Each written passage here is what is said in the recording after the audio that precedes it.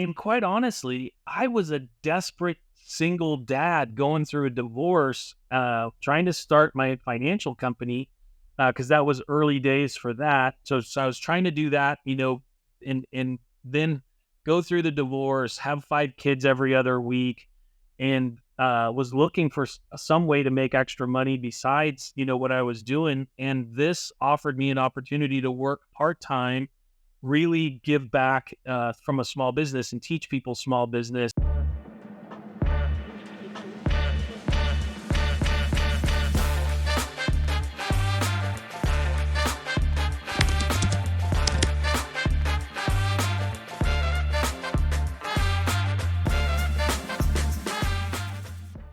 All right, guys, I'm excited for this podcast. I think I say that all the time. I know I've been saying it, but today's going to be really special because the two that I've got with us today for you I know are going to bring value. I've known them for a long time, and I'm ready to do this. Greg, Patty, how are you guys today?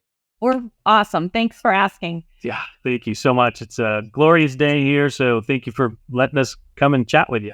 Yeah, I'm excited for people to get to know you guys a little bit more. You've accomplished so much inside of network marketing, but you've also accomplished a lot outside of network marketing. I think those things kind of have led to a lot of your success. So I'll give everybody a little bit of a background about yourself. Where did you come from? How did you guys meet? Give us, how were you raised? Like, I know we could ask all these questions, but Greg, let's start with you, Greg. Like, born, Okay, so raised. yeah, I'm from Denver, Colorado originally, and ended up after high school joining the Army, going to the academy, spending my first career in the Army, retired out of that, and went into wealth management, owned my own wealth management firm for 10 years. And that's where I found this industry, as well as my wife.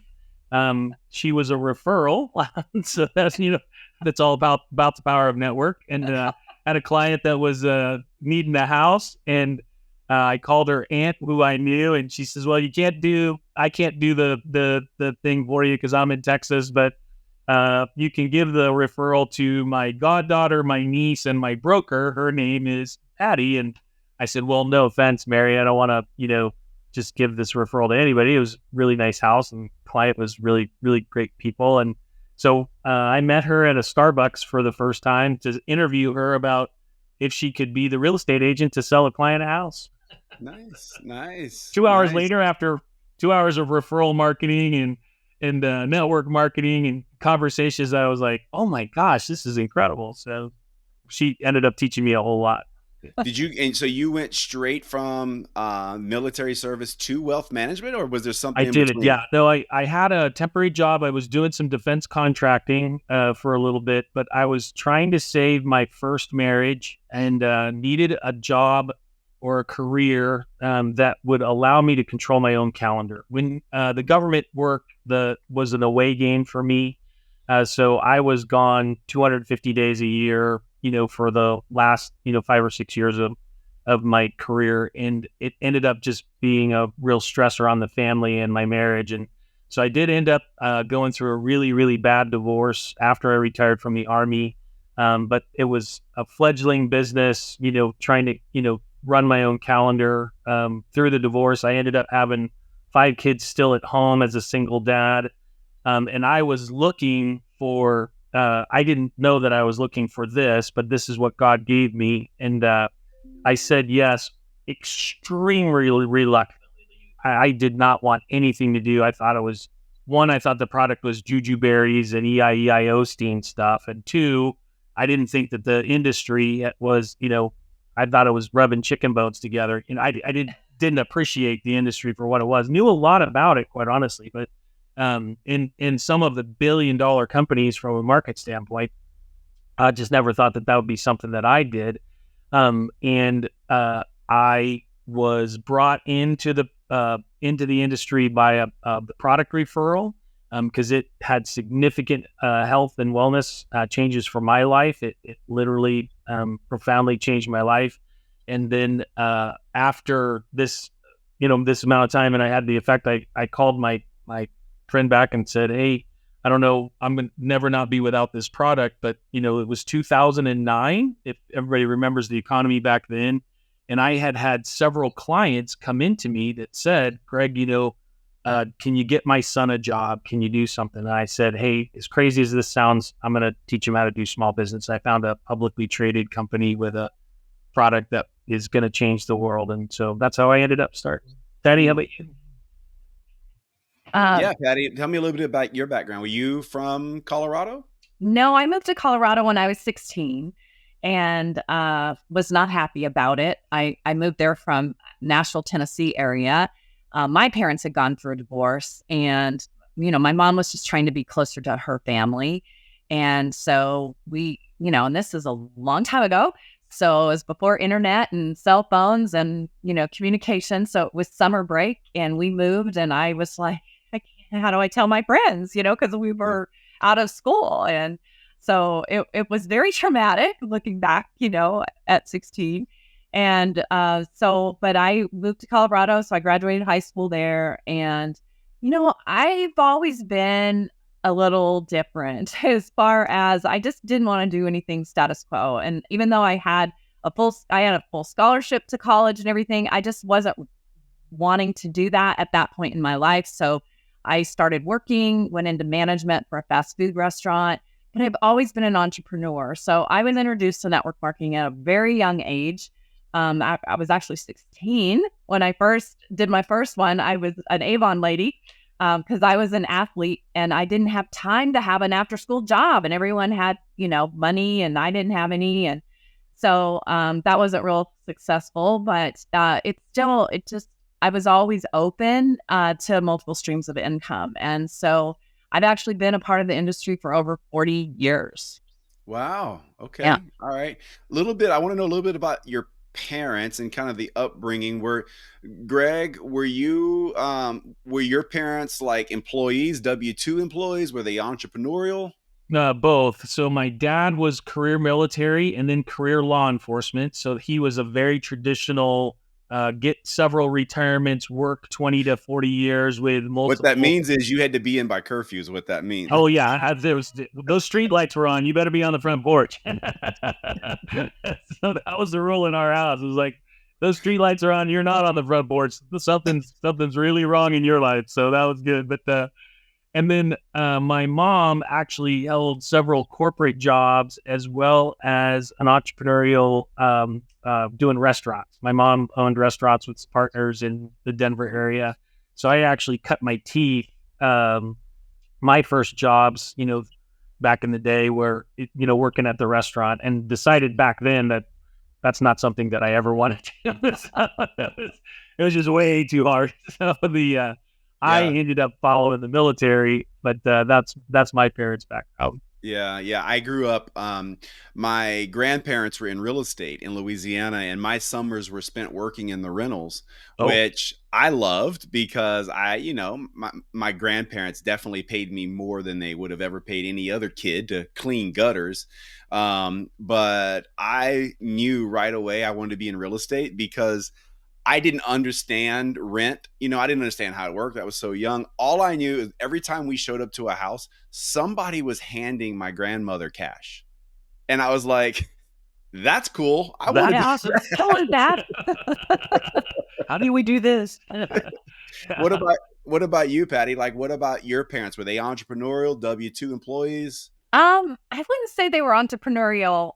My dad was an airline pilot, so he was in the Air Force, and when I was very young, that's when we moved to Nashville, Tennessee, and so he was with an airline for 32 years, and was captain. Nice lifestyle, but he wasn't home a whole lot, and my mom was a stay-at-home mom. And so my dad, though, was a very hard worker as far as when he wasn't flying, he always had a project going on around the house. And he built a TV, and he just would order kits and do different things. And I think I got my work ethic from him as far as just not afraid, to roll up my sleeves. I'm a mean drywaller, I've done mud. Yeah. Really.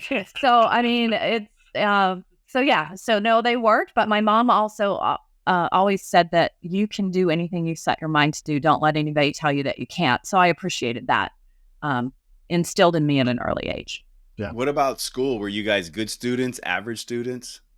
I was a honor roll student and an athlete. And so I'm kind of a recovering perfectionist. So I've always been pretty diligent with my studies and everything. So. Yeah, average, above average, but worked really hard because I was an athlete the entire time that I was in high school and college. So. Yeah, I love finding those things out, because what I have found by talking to a lot of people, I mean, there's always different avenues to success, but specifically in network marketing, well, I shouldn't say that, business in general, a lot of your super, super, super successful entrepreneurs were terrible in school, like average at best students. Yeah. And I don't know if that's because since they were just average and then they transitioned to business, I've been joking, like maybe they were not intelligent enough to know it wouldn't work, so they just made it work. Like, yeah, no, brother, I'm totally with you. So there are those gifted intellectual people, the IQ genius type people that really don't ever have to work academically, but still get those crazy, amazing grades, right? Then there's that group of people that work really, really, really, really hard, and they've totally dedicated themselves, and that's their single focus. But I always had a job, so in sports, and so it was really the physics of time. Like it wasn't just one thing, academics. If I could do well enough and still play sports and have a job, then that's kind of the adulting that I ended up having when I was in high school and school. So I think that there's the entrepreneurial piece. When kids have a job and they're in leadership, or they're doing sports, or they're doing academics, and all of those things are doing something well, man, they are prime people to be successful in the network marketing industry. Yeah. I know years ago I heard the saying that A students will work for C students, because I think the C students end up a lot of times being the entrepreneurs and having their own businesses. And, really that's what our country was founded on. And so that's something that I've never really worked for anyone else except a couple of times. So I've been self-employed for a long time. Yeah. There's something to that. There's something to a certain way people think when it comes to income. There's the risk takers that start business, right? And I always say that if you're not willing to take a risk, you're going to always work for someone who did. Yeah. Right? Because if someone doesn't take a risk, then usually nothing gets invented, no problems get solved. Like, someone's got to take a risk. Like, someone's got to step up, put some money on the table, and take a risk that this business is going to fly. And if you're not willing to take the risk, you're going to always work for someone who is. And I just believe that sometimes there's these patterns that sometimes ingrain early in life. And I think it does have something to do, like, with your ability to get good grades, or maybe get a scholarship and then go on to college and get a job. Like, there is some security there. Like, there's like a certainty with that path, or at least there used to be a certainty. Not so much anymore, maybe, though. Yeah. And between us, we had 10 children. We still have 9 that are here on this side of heaven. But, we've told all of our kids, look, if you want a special trade, if you've been called into medicine, or you've been called into, to be a doctor or a nurse or something, you must decide the academics are going to be important for you, because you can't get there without that. But we have some kids that said, no, I'm not choosing some specialty knowledge, career, or profession. And they've become entrepreneurs, or they've gone to paralegal school, or massage therapy school, or one had a dream of being a pastry chef, actually went to school to become an executive pastry chef. And now she's living her best life, what she absolutely loves to do as a pastry chef. So I think everybody's different, but if they do have that inner, hey, I think I'm called for more, I think I have something more to give, then I'd listen to that still small voice inside them that says, this might not be the right fit. It might be a secure fit for you. It might be okay for maintaining that paycheck, that standard of living that you're wanting. But if there's that something inside of you that says, no, I think there's something more for me, then it might be something like an entrepreneurial adventure or network marketing. Yeah. I know I've So always asked a lot of questions, why or what if? And so if somebody tells me that something's hard, or I know when I went into real estate and I was a realtor for 22 years, and I had people telling me, why do you want to do that? It's really hard to make it in that industry. And I did very well. And I always ask, what if? What if it works? And if I see other people that have been successful and I know they're going to mentor me, to me, that's a no-brainer. Yeah. Yeah, the what if. That's great. That's a great point, because some people will look at network marketing and they'll go, well, what if I do this, and what will my friends think? And then my perspective is, well, what if you do this and you're wildly successful? What will your friends think? Yeah. Oh, you're lucky. Yeah. I'm sure it was hard work, but a lot of friends might think that. Yeah. And over the course of the last 15 years that we've been in the industry, we've had both experiences. We've had the experiences of the people saying, you're crazy as a loon bird. Why are you doing this? There's so many other choices that you have. And then after all of the success that we've had, those same people have said, well, I'm still doing my 9-to-5 job. I don't have time to go to Punta Cana with you. I don't have time to go to Mexico. I don't have time to go to Ireland. I don't have time to take, the tragedy. They're locked into that lifestyle that they chose, and we've resourced a different lifestyle. And it changes who you associate with, no matter what you do. So whether you're successful or not successful, just prepare for change of who you associate with, who your friends are, and the availability that you have, people in your life. Yeah. Let's talk a little bit about your guys' journey in network marketing a little bit. I know I should have asked you before we started the recording, but I know your organizations have sold millions and millions of dollars. And I also know that you guys have earned over $1 million. Maybe it's even several million you guys have earned in commissions. And so you guys are speaking from experience when I ask you these questions. But tell me a little bit about, you kind of touched on a little bit about how you were introduced to network marketing. Were you like an easy yes, or did you take a few weeks? Greg, you said that you were like, I don't know about this industry. Yeah, I was a hard no, Brandon. He was very... I was a hard no for about 30 to 45 days. The guy who was introducing network marketing and the compensation plan, I made him go through the compensation plan, I think 6 times one night to just make really sure that the math was. And then he couldn't sleep. And then I couldn't sleep. But but then I did all the due diligence on the stock, and you were probably like, because we all know in network marketing the 5x5, right? Yeah. You were probably like 5x5 is 25, by 5 is 125, by 5 is, oh my God. Yeah, there we go. And so, and quite honestly, I was a desperate single dad going through a divorce, trying to start my financial company, because that was early days for that. So I was trying to do that, and then go through the divorce, have 5 kids every other week, and was looking for some way to make extra money besides, what I was doing. And this offered me an opportunity to work part-time, really give back from a small business, and teach people small business, and teach people all the advantages that you have when you do a small business.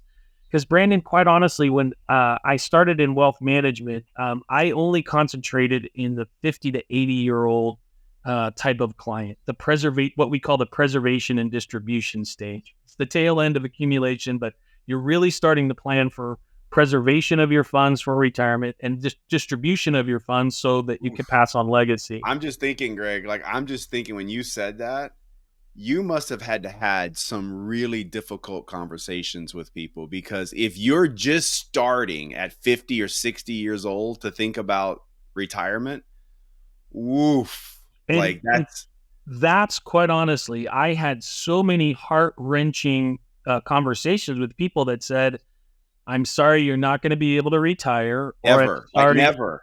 I'm sorry you're not going to be able to do what you're hoping to do. I'm sorry, it's not your fault. You did silly things like fell in love and had children and wanted them to go to college. You did silly things like you wanted them to play the violin or, go to camps during the summertime. I mean, so all of those extra dollars that you did make while you were working in the accumulation phase or someone else 9 out of 10 times, there was going to someplace else. It wasn't going to you being able to retire well. And so and then at that point, the economy was horrible.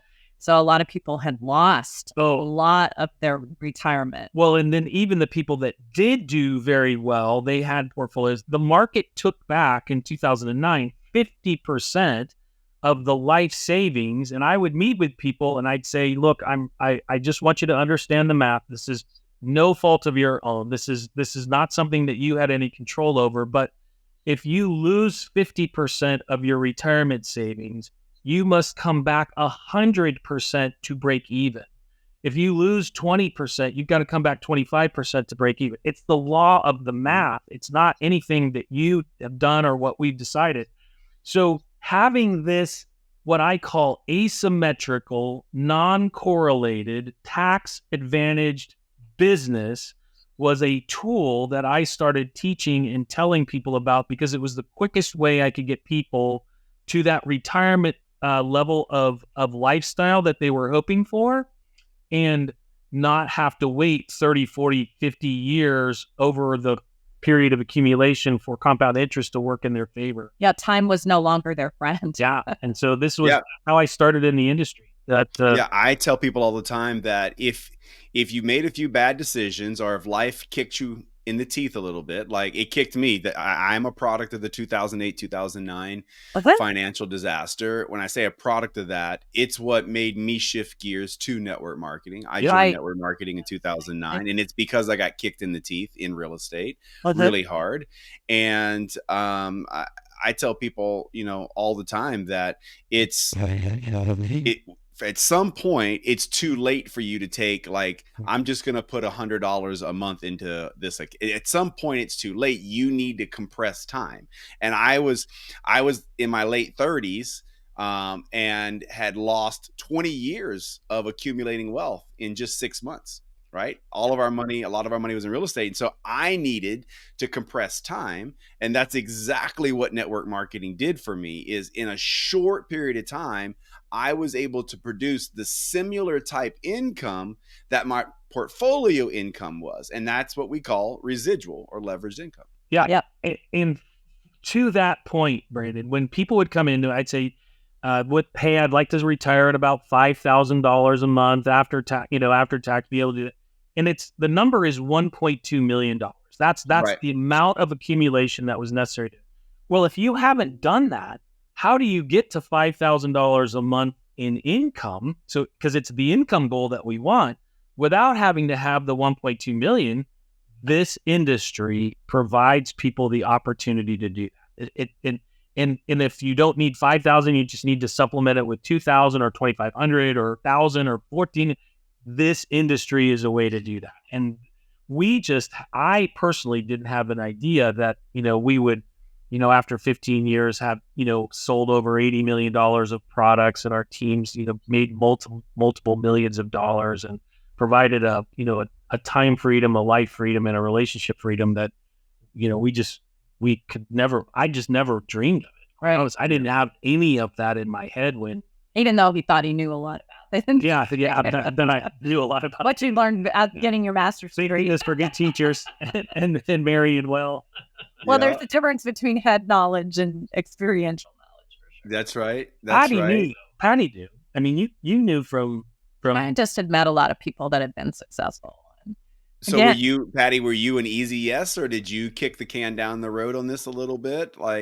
Well, I know you were in Avon at an early age, but were you always in network marketing, or was there a phase where you were out for a while? There was a point in time that I was out just because when I was married before, and he was very anti this industry. I actually think he was embarrassed about it. Sure. I was a successful real estate agent. I owned my own brokerage. He could be proud of that, but he didn't want me to be in network marketing. And so I had pulled out. I probably took maybe a 10-year break or something, but I got a phone call from someone that I hadn't heard from in years. And it was one of those people that I recognized his voice, and he wanted to meet for coffee or something. And I knew he was going to pitch me something. And so I held on until it was also lunch. So then I went and had a free lunch with them and stuff. So, Yeah. but, and that was not with the company that I am with now, but that was the door that opened for me to meet the people that led me to the company that I am now. And so, so I'm not an easy yes, but I'm not a hard no. I'm like, show me what you got. I'm willing to take a look, because I know that I don't want all my eggs in one basket. Let me ask you something. You just said something about your ex-husband not liking the industry. I have my opinions about women and men in network marketing. Maybe I'll share, but why do you think there's more women in network marketing?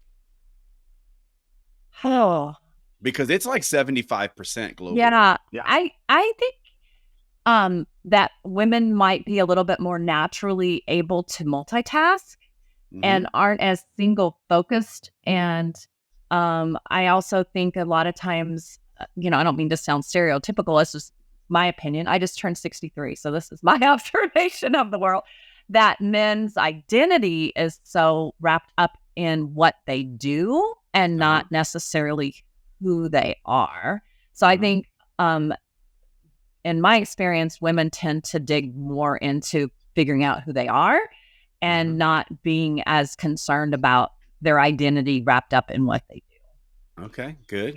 And the women that we have had the privilege of being in relationship with professionally over the course of the last 15 years, they have a deep sense of purpose for their family, for their marriage, for their kids.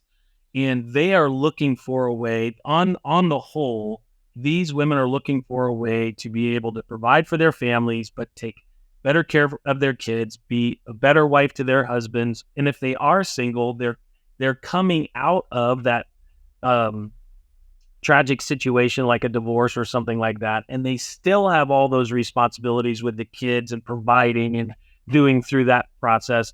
And network marketing is that warm blanket that we can wrap around them because of the community and the culture and the people that we are in the industry, if we're doing this really right and work really well, so that we can lift them up. We can say, hey, no, you can do this. And this is a part-time, thing to start out with. And we're here to assist you. You're not on that island by yourself ever again, trying to figure out how to make money. You can make money with a team of people who are very concerned about your success. And so I think there's a community sense to it for women. Oh, very definitely. And women, I think, are, for the most part, more social. Yeah. They're maybe a little bit more willing to be more vulnerable initially. And one of the things that I've learned over the years is, boy, there's a lot of strength in vulnerability, instead of, acting like everything is wonderful all the time, because it's not. So Mama Bear's going to make sure that the household is taken care of. And so she's willing to try stuff that I don't think guys are, from an ego standpoint, would be willing to do. So. You just said the word that I've identified. I think it's ego driven. Yeah. Women typically, it's not that women don't have egos. I think everybody has ego to some degree, but I believe that men have larger egos and they are more embarrassed about, admitting things to their friends. They have this, they got to put this front on that they can provide just fine and everything is fine. And, I don't need a second job. Well, and it's true. I know when he went through his divorce, he had somebody offer him money to do, like, Greg, don't do that. Yeah, If you need money, I'll give you money. I went to my friends and I said, I found this incredible product that's helping me sleep better at night. And they all had the same issues. And they were like, well, where did you find this? I said, well, it's in this network marketing company. They said, Craig, you used to be somebody. Yeah. Don't do this. It's like, we'll give you money. We know you're going through a hard time, Yeah. So, yeah. Yeah. That's exactly what I've pinpointed.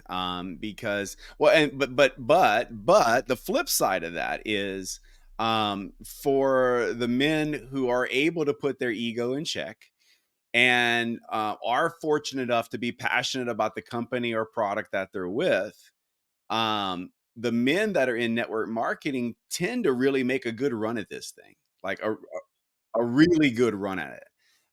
That may be their stubbornness. That may just be like, oh, you think it's a joke? You think it's a scam? Let me I'll show you. prove you wrong. Yeah, yeah, Yeah.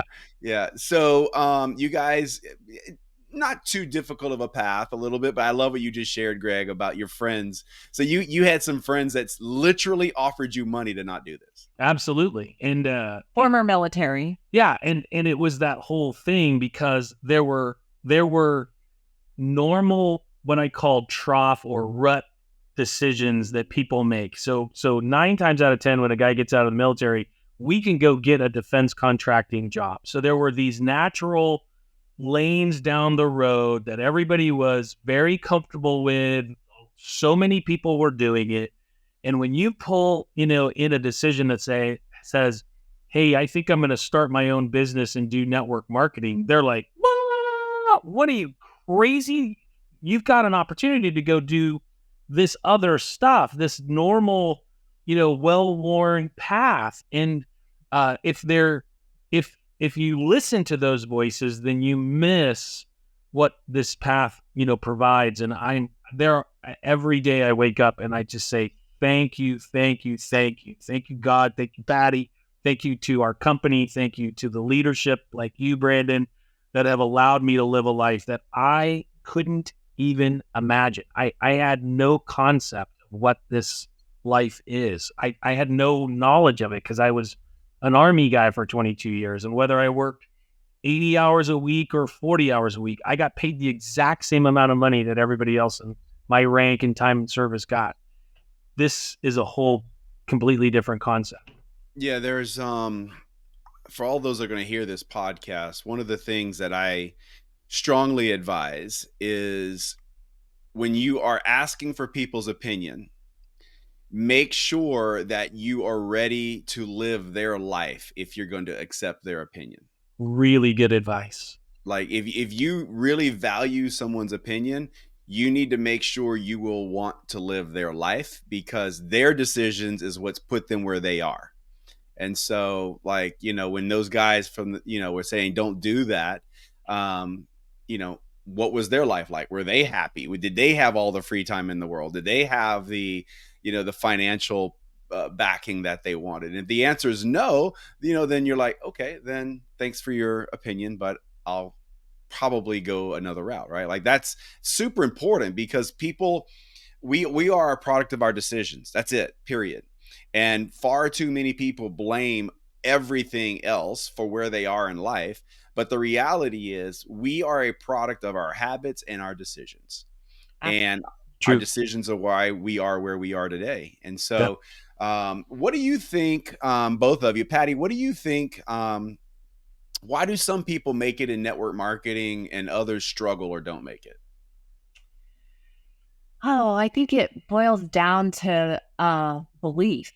It's the belief in themselves, the belief in the company they've chosen, and the belief in the people that they've partnered with. Because it's not something necessarily that happens overnight. So I think people have to put themselves in a position to feed that, to help grow that belief. And so in the industry itself, reading books about the industry, but, making sure to plug in, if you will, to what your company and your team, your partners, upline, what they're sharing with you that you should do. Because sometimes it seems expensive, or it seems like, oh, I don't want to go to all the rah stuff or whatever.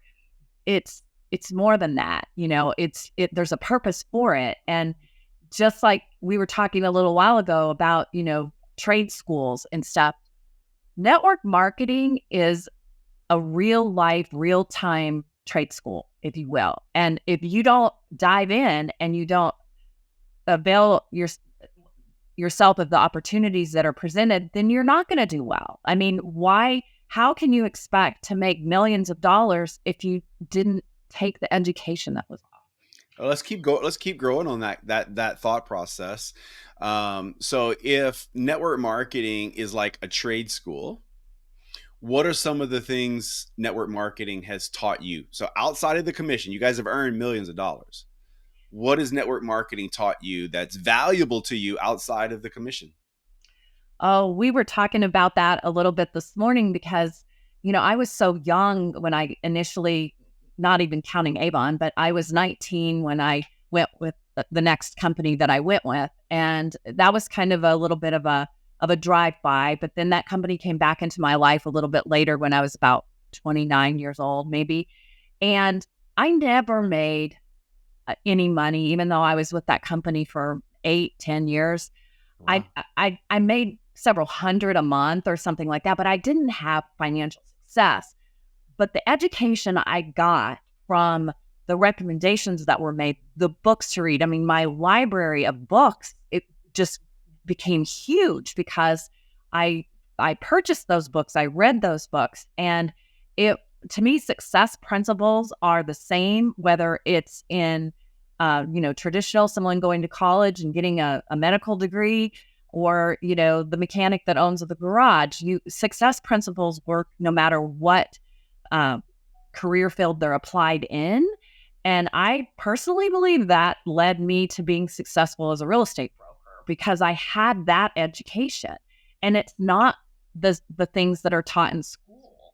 It helped me to become a critical thinker and to ask those questions, which I naturally do anyway, but it fed that in me. Yeah, I would say there are very few industries that provide the opportunity for, whether you are young or old, to develop the skills, knowledge, and attributes that are transferable skills, knowledge, and attributes to be successful in any other industry or profession. Yeah. And network marketing is one of those places. It provides the skills, knowledge, and attributes necessary for you to be successful in life. So as an example, when you asked, well, what have you seen people struggle with within the industry? Well, it starts with belief. And if you don't have a belief that this will work and in yourself and those kinds of things, what it leads to is inconsistency of effort. You're not working hard. You don't have that drive. And when you aren't consistent, you take your foot off the gas because things start to move and things are going in the right direction and you have some success. Well, the worst thing that we tell people in the industry is have some success, because they'll go, wow, I'm having some success. And they take their foot off the gas. And that's literally that. We've had that struggle ourselves, from life and all the rest of this stuff. And so we would just submit to you that this industry provides a personal development model you personally can develop into exactly the best version of yourself, and they attach a compensation plan to it. And I mean, it really is an amazing, it's the closest thing to the military that I've seen outside of the military, where you go in for a specific job, you get the culture, you get the community, you get the mission, you get the purpose, you get the skills, knowledge, and attributes to successful. You're working as a part of a team.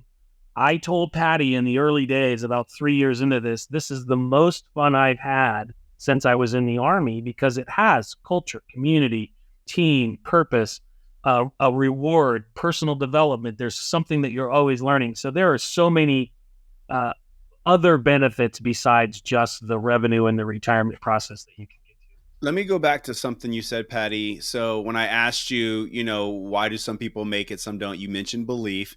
Then you gave us some ideas, like if I don't believe in myself, you gave us some ideas about, what to do, get around the right people, maybe some books, right? That goes to personal development. But you just now said, when when I asked you about commission, outside commission, you said you didn't make very much money in one of the previous companies, but you were with them for 7 to 8 years, and it was those people. So was it the association? So being around those people is what opened your eyes or your mind to the right education or a different way of thinking? Like, was that the...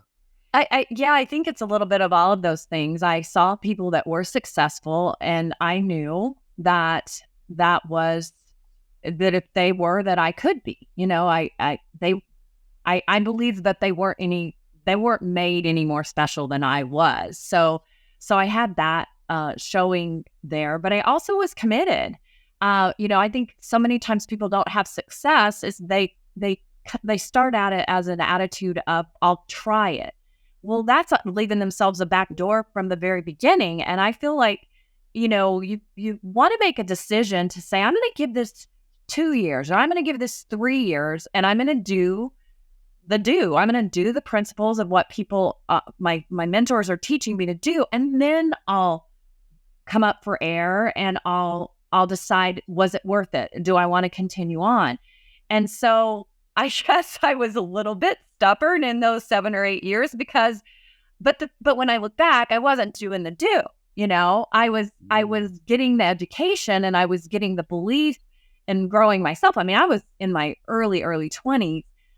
So I was just still figuring out who I was and what I wanted in life. So a little bit of all of that. Yeah. What do you guys think? I want to transition to some financial questions with you guys, knowing your backgrounds. But what do you think is the future of network marketing? It certainly has changed over the last decade. What do you guys see as some of the future, some of the obstacles that you guys are facing now, and why do you still think network marketing is the future? You want to go first? I can, I guess. It's everything, is all, nothing ever stays the same. Things change. And so for us, what I've seen is that a shift from being able to just share in person all the time to being able to have social media online being a tool that can be used in your favor. I think sometimes people might not approach it in the right way. I've got a social thing to go to this afternoon, and it's, I'm going to meet people that I've never met before. Well, when I introduce myself and hear about them, I'm not just going to go blah about everything that I do with network marketing, because they would run away. And I think sometimes people tend to do that on social media. And so I think we always want to remember that it's not about us, it's about them. And people, the question of where do I see the future, people are always going to have challenges, problems in their life that they're looking for a solution for. And I don't think that there's anything that better lends itself to being able to help people offer a solution to people, whether it's your product that has a solution for them or the business that has a solution for them. And, I will always believe in this model, because it allows you to be able to create income that continues even when you can't. Yeah, and we're both extremely bullish and very optimistic about where the industry is heading and what it's going to do for the generations in the workforce. So most people don't know there are actually, for the first time in history, 5 generations in the workforce. And the fastest growing demographic of those 5 generations is those over 65. Harvard Business Review just did a article about it. And so what are people looking for? Well, they can work part-time doing something that, they love in the community, or doing a 9 to 5 or that kind of stuff. And there's some big corporations, big, national corporations, multi-billion-dollar corporations that are hiring those types of people to come in and work 4 or 5 hours a day. But this tool offers you the opportunity to work anywhere in the world. This tool offers you the opportunity to stay fresh from the standpoint of what's the latest skills in the industry or in the business world. So we know 70 and 80-year-olds who are learning social media because that's where some of the tools, those kinds of things. So imagine, if you will, having a purpose and a vision to give yourself an education budget to do coaching for online marketing when you're in your 70s. Well, that keeps people up. The other thing that I love about this industry and why we're so bullish about it is it offers those things that we talked about besides the extra income in a tax leveraged and asymmetrical, non-correlated market way. So you can go get this money, from regardless of whether, the stock market's up or down or those kinds of things. But it offers community. It offers the opportunity to be associated with people that like, and trust, that love you, that want your success. So we're extremely excited about the future of what we're doing in network marketing and where the industry is going worldwide. It's still the greatest bastion of small business entrepreneurs. It's a $200+ billion industry on an annual basis. Millions and millions of people are doing this around the world. Just here in the West, we don't necessarily, think that it's, legit or whatever the deal is, but we're extremely excited, both here in the U.S. as well as yeah.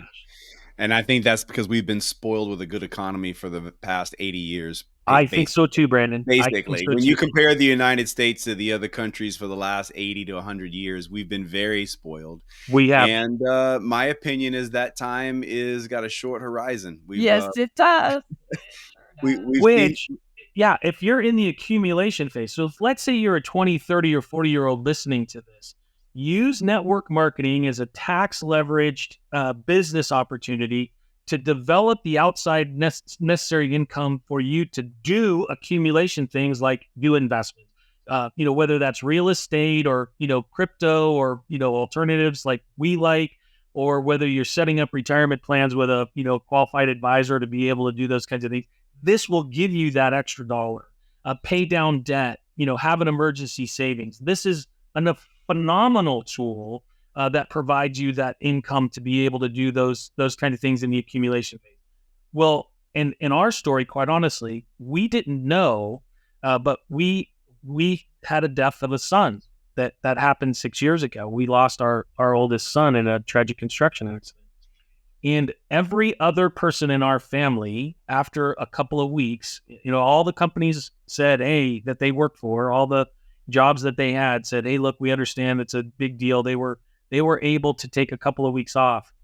Patty and I helped those people for 6 months, helping them grieve, helping them go through the process because we took time off. We didn't have to go back to work. We had this leveraged income in our accumulation phase, and we're not out of that, because of both divorces and, life that's happened in the past.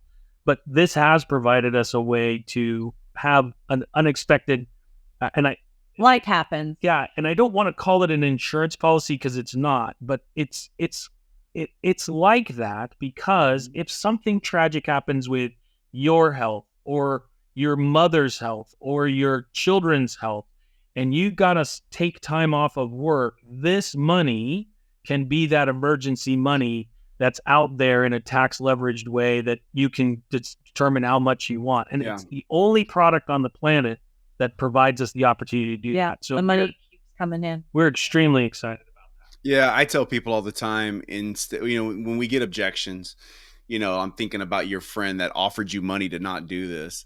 Like, that's a very kind gesture. He was being sincere, but a great way to approach that is if someone doesn't see the vision in network marketing, then I just simply turn the tables back on them and say, okay, let's take this opportunity off the table. What's your plan? What's your plan that you don't have to be doing what you're doing in 10 years from now? Yeah.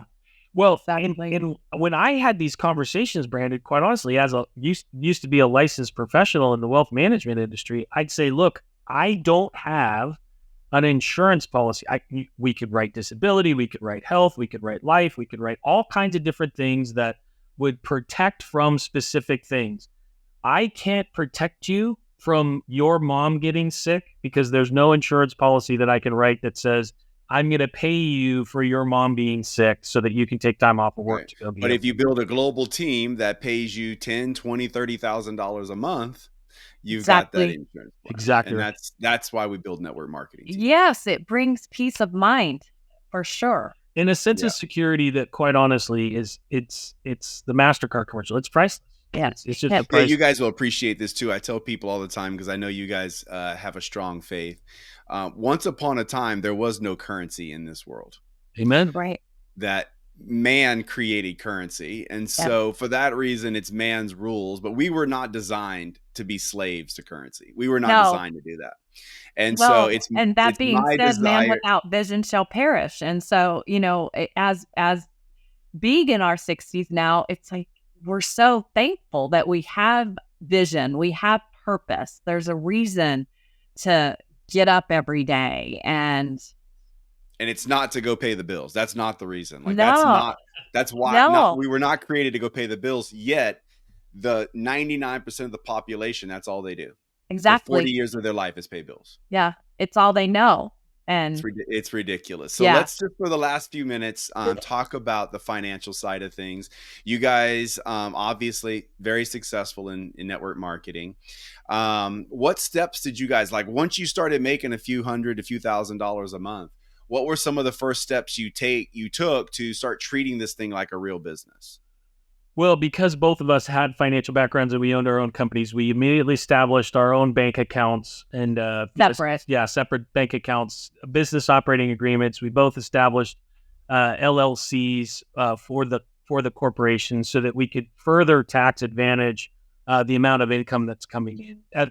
And there's a sweet spot, I think, that for people to talk to their tax advisors and those kinds of things about.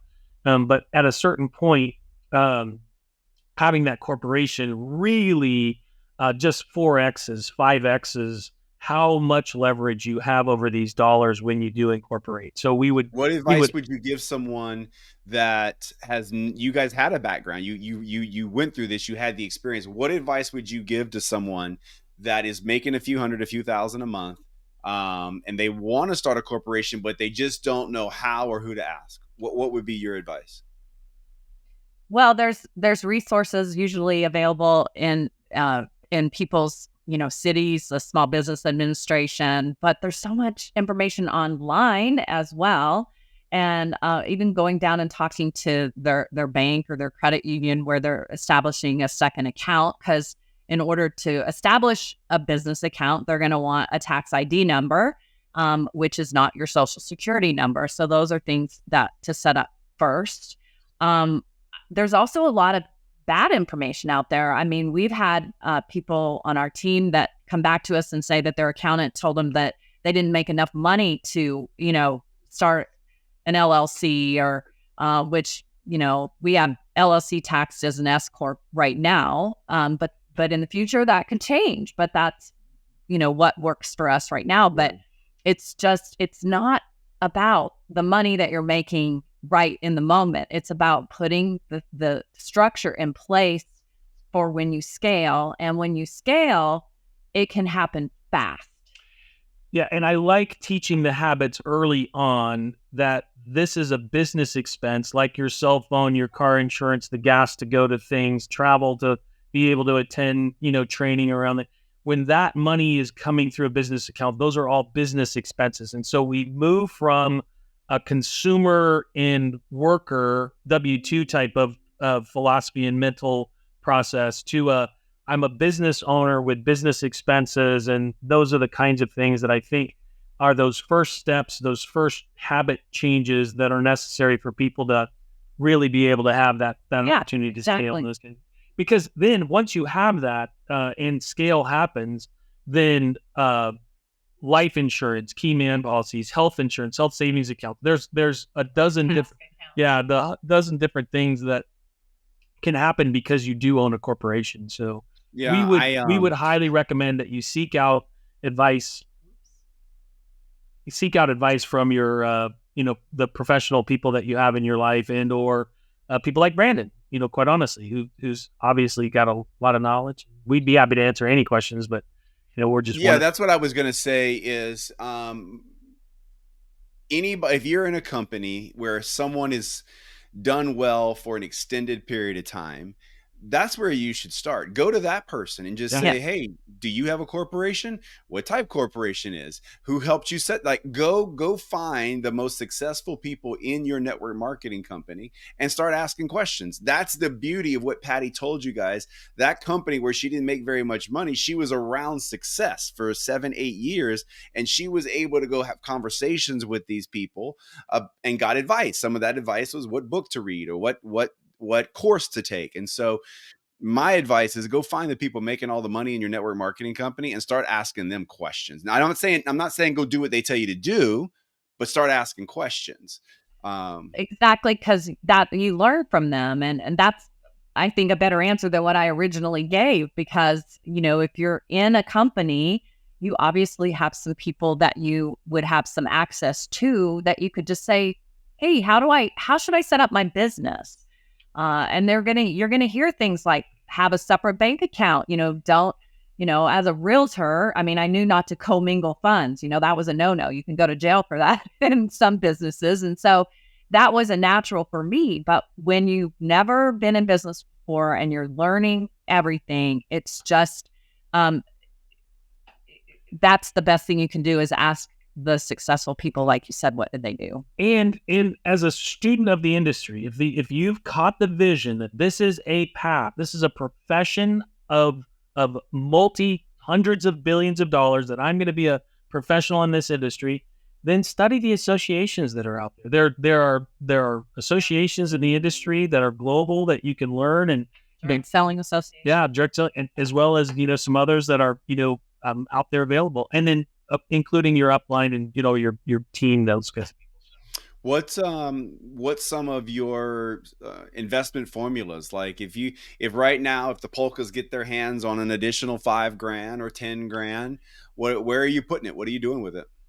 Yeah, so I'm having come out of the wealth management firm. This is only my opinion, not as a need to seek professional advice. We're only giving education here. We're not advising. Well, right now it's not the stock market. Education and entertainment, but we've never seen in history the kinds of charts that we're seeing right now from the overall economy.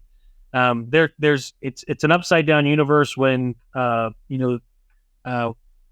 short-term treasury bonds make more money than our 10-year treasury bonds. And when people that are really, really smart, like let me stop you right there. A lot of people want to understand what you just said, and they need to understand what you just said. So basically what you're saying is you can earn more interest right now on a 1-year agreement with the government than a 10-year agreement. Correct. And normally what the government rewards you, they reward you for investing in their debt, buying a bond as an example, for a longer period of time. The earned interest on those long-term equities, those bonds, would actually pay you more. Well, 3-month is paying more than the 10-year. So what the government is telling us, and correct me if I'm wrong, Greg, what the government is telling us is they have no idea what's going to happen in 10 years from now. And that's why. Yeah, so this is, I would say that's reading between the lines. That makes sense to me. It's definitely undiscovered territory in many ways. And so not having, a path forward, even the professionals in the industry. I mean, if you look at, the wise sage out of Omaha, Berkshire Hathaway, Warren Buffett, one of the, most successful investment people in the world over time, period, bar none. He's one of, if not the best investor in the world. He's sitting on almost $190 billion worth of cash. He just had a Berkshire Hathaway's meeting, and the media was asking him, why are you sitting on $186 billion worth of cash? And he goes, look, he said he has some of it in short-term, banking and insurance, things. But he said, look, if it was 1%, I'd still be in cash. So that tells you that there's concern about traditional retirement paths and portfolios, because in 2009, that balanced portfolio theory, as a professional in the industry at the time, it went up in smoke. There was no recovery. Everything went down simultaneously. So what we're doing currently right now is we are investing in metals and cryptos. We are doing alternative investing on a monthly basis to hedge against the risk from what we've traditionally done in terms of real estate and portfolios and those kinds of things.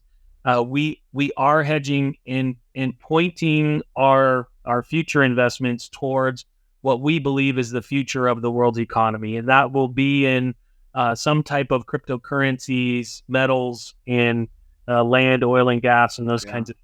So Well, we're I want taking to more get you secure. guys back on another show and just talk investment and finances. But Oh well, yeah, sure. here's a couple questions.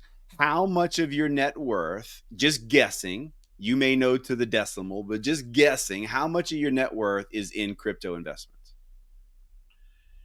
I have no idea. Yeah, about 25%. Wow. So, wow. yeah. And how much in metals? Or that, or you were lumping that in? Yeah, there? 10. So Metals. we started buying metals 2 years ago, and crypto about the same time when we saw some headwinds going in. I did the same thing. I did the same thing. Yeah. I've got roughly 2% of my net worth in crypto. And I've got metals. What's your favorite metal? I've got silver. What's your favorite metal?